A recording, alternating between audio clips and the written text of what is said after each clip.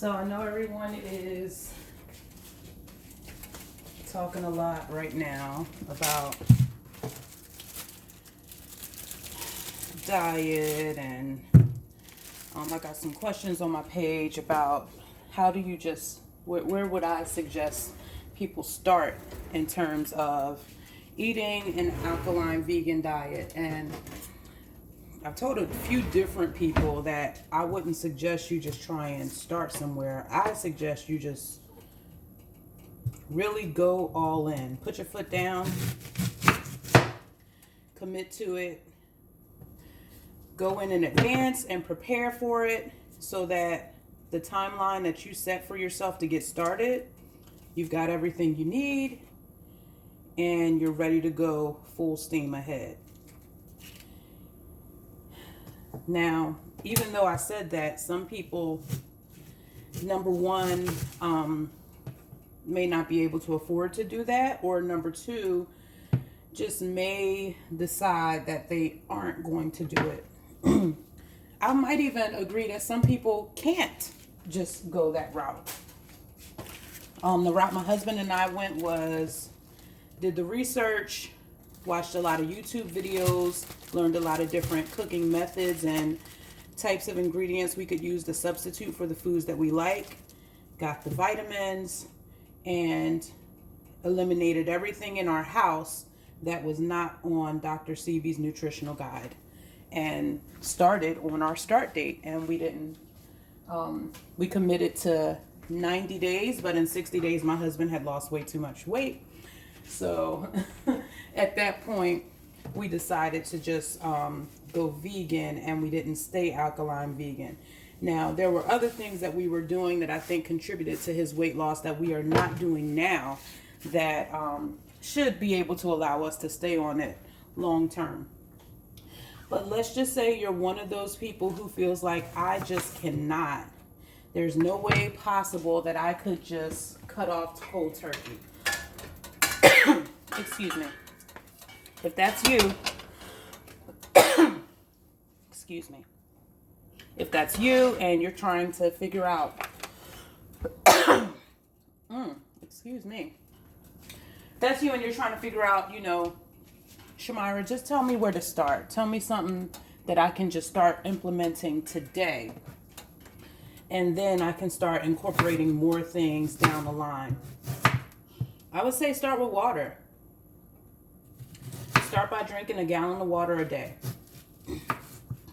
If you can even take it further than that, start by eliminating meat from your diet. One thing that I learned is that mushrooms are really meaty. Now, some people don't like mushrooms, or maybe you didn't like mushrooms as a child and, that carried on with you. I didn't like onions as a child, and now I have them in just about every meal because our taste buds, they evolve. So if you think you don't like mushrooms, try them again. And this time, try seasoning them and cooking them the same way that you would season and cook meat. If you're looking for a beef flavor, go for a portobello mushroom. Even a chicken flavor you can get from a portobello mushroom. If you're going for more of a seafood flavor, go for an oyster mushroom or a king oyster mushroom. There's so many mushrooms out there. I would say you can even just go onto YouTube and search alkaline vegan seafood meals or mock seafood meals, and a lot of recipes will come up. That's what I did to learn, in the beginning, how to cook certain things. And then over time, I got my own taste for things and understood how flavors work together, and I began doing my own thing. So breakfast is a pretty standard meal that we all like to have, right? But if you're not into oatmeal and you're not into cream of wheat or cereal, things like that, it can be hard to find things, especially if you're used to eating eggs, bacon,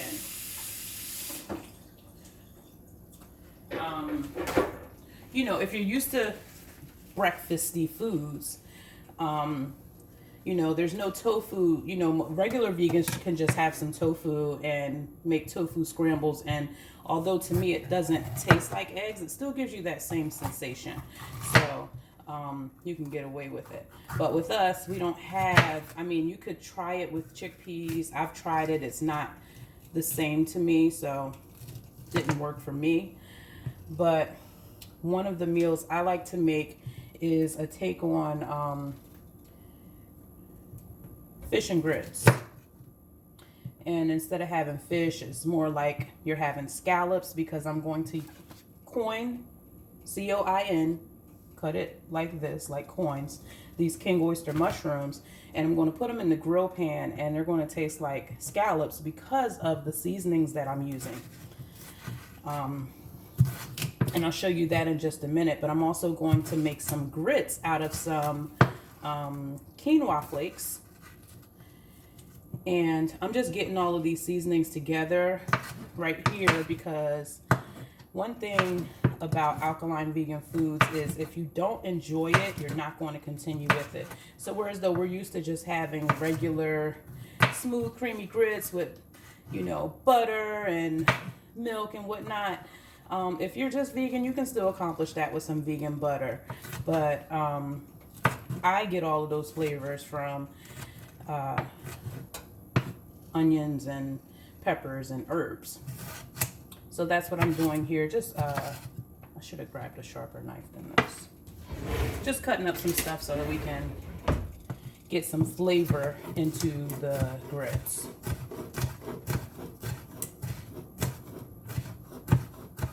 I'm no one's chef, so I know how I'm butchering these vegetables. It's probably making some of you cringe.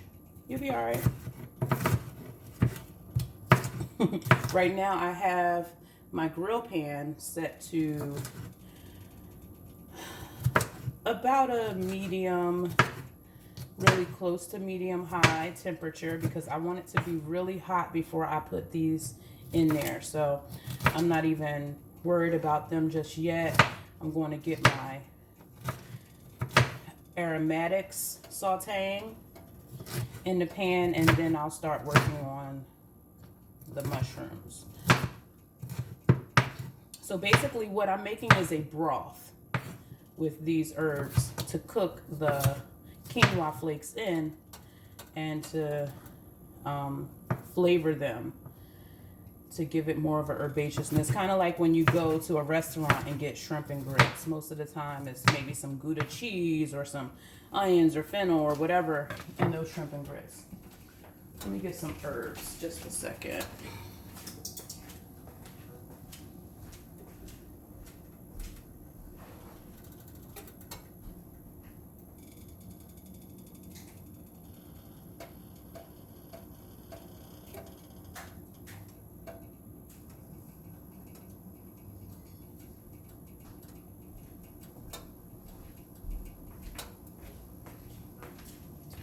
So I have some basil here, some parsley. I don't think this is on Dr. Sebi's guide, but most of you love cilantro, and I can't eat it, so I have to substitute with parsley.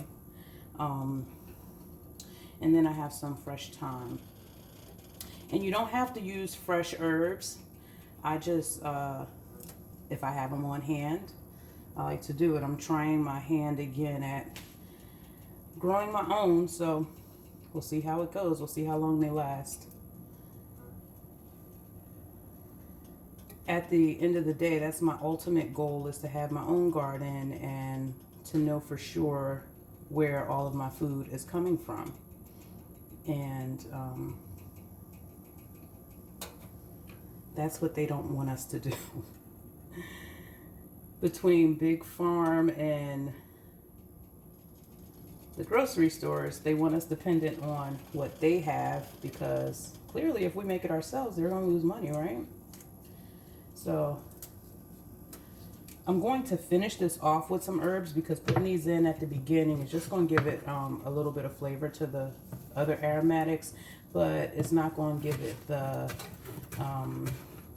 brightness that I really want it to have.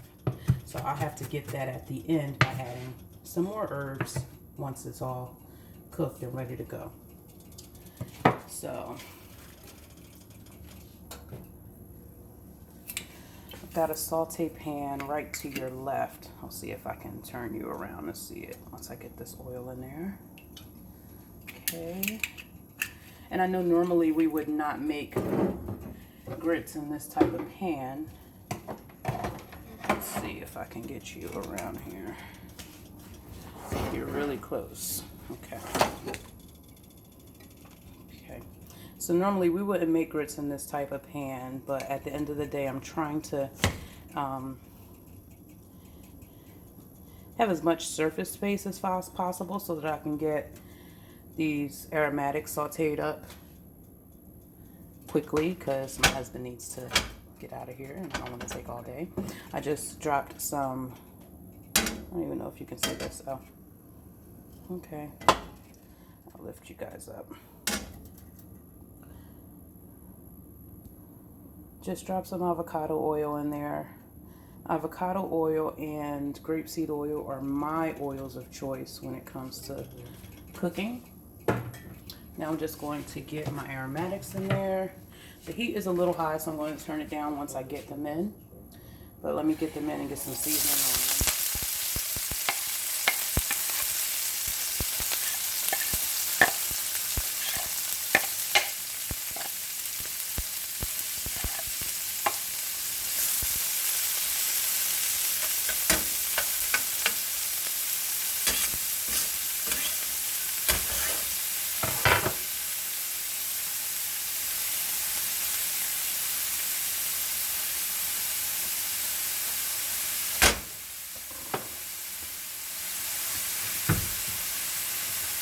Got some sea salt right here. Just want to drop in just a bit.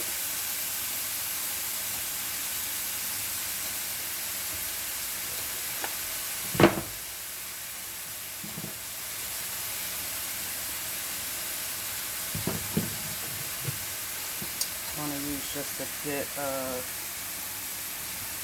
organic cayenne.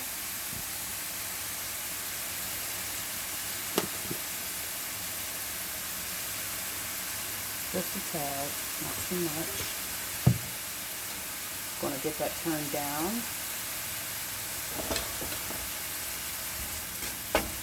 I'm going to give those a quick stir and get started on my mushrooms.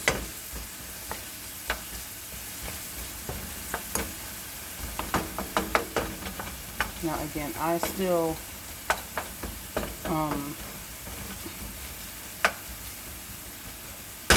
want this to have some heat,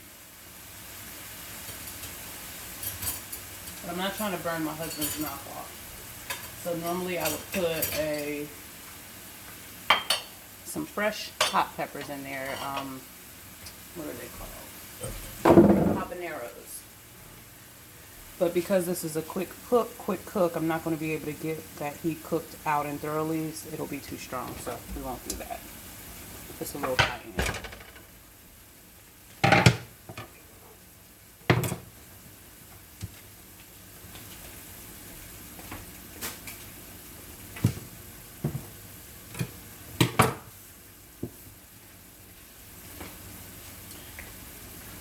Now while that is working away, I'll turn you guys back over here.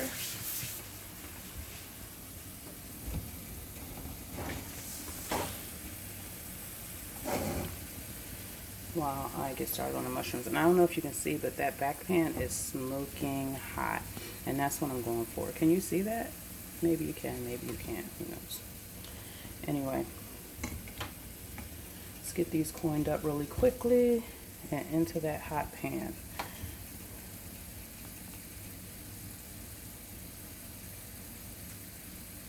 All right.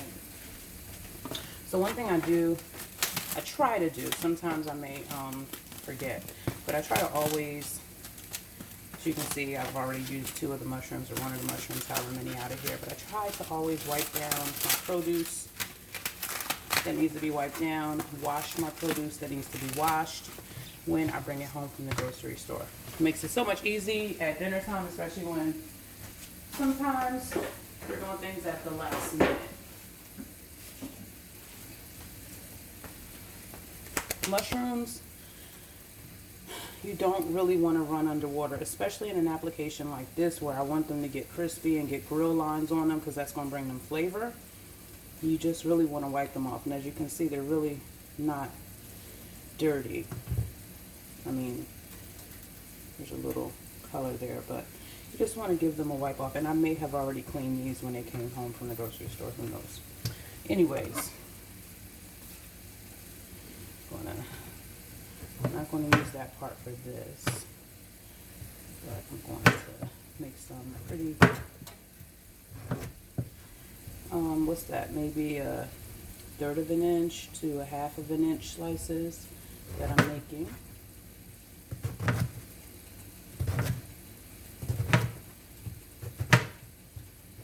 These are called king oyster mushrooms. And when you cook them like this, not only do they taste like scallops, but they look like scallops. And it is a nice little treat to have. But the trick is you've got to be able to season them like scallops. This right here is a seasoning blend that has sea salt, kelp, and dulse. Kelp and dulse are sea vegetables. Kelp and dulse are sea vegetables that are approved on Dr. Seabee's nutritional guide. This is a great way to get seafood flavor into food that's not seafood. So then what I do is just organize them all on my little baby cutting board here. I love this little cutting board because it makes me feel like I'm not dirtying up a lot of dishes. And even though my big cutting board is still using a cutting board, I don't know, I just feel like I'm doing the most when I use it. If I was making a soup or something, I'd use it, but you know. Just cutting up a few herbs, no biggie. So now what I'm going to do is take some of this avocado oil and try and get it on all of these. I'm not going to oil the pan, I'm just going to oil the mushrooms. And that's going to help the sea kelp stick to them.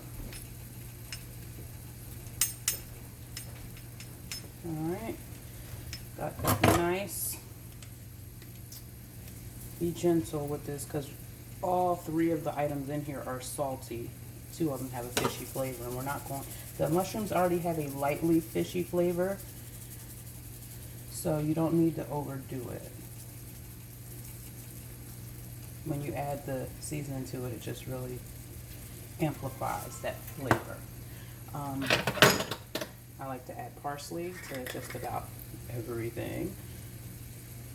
And this is one area that the parsley, you don't want it to be fresh because it'll definitely burn. And for those of you that know I'm a heat freak, I'm going to also add a little bit of cayenne and a little less to some of it. There's a lot of things you can add. You could add onion powder if you want. You could add thyme. You can add ginger powder. You can add all of those things. But I'm just going to keep it simple. Oh, I was expecting to hear a sizzle right there. Well, there it goes. It's coming. Pressing them down, I'm getting it.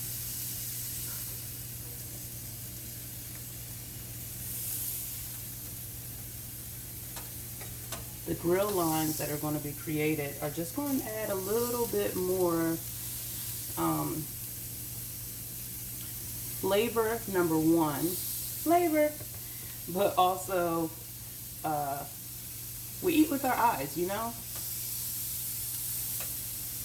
What makes you more excited than grill marks? Alright, I'm just going to drop a little oil here.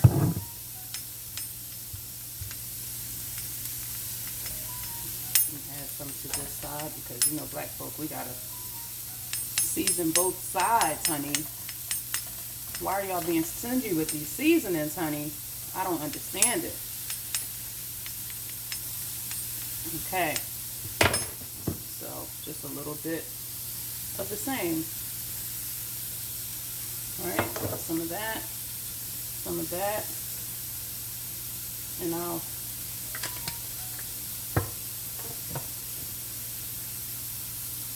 a bit of that. Right. Okay. So while those are going and looking all yummy, let's come back over here.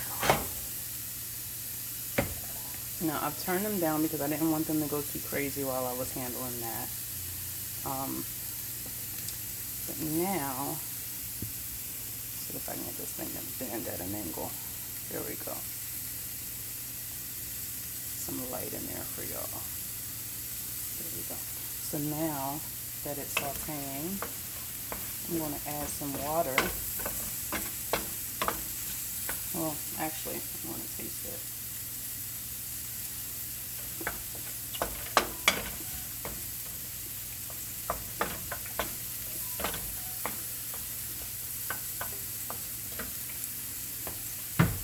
Yeah, if your vegetables aren't seasoned well, there's no way you're going to have a hearty broth to season whatever you're about to cook in it. So I'm just going to add a little more of the sea salt.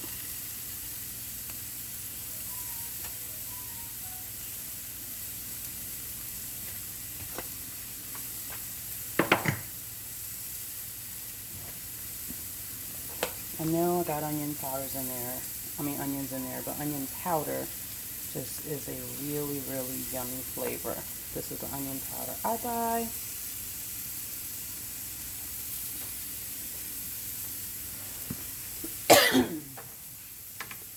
Tad more cayenne. And I am going to put some dried herbs in there as well. Starting off with some thyme.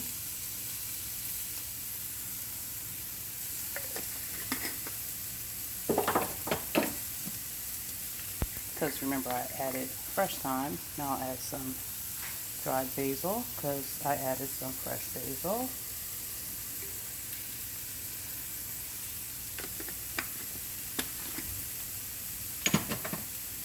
And same with the parsley. I really wish I could get the benefits of cilantro, but it makes me throw up.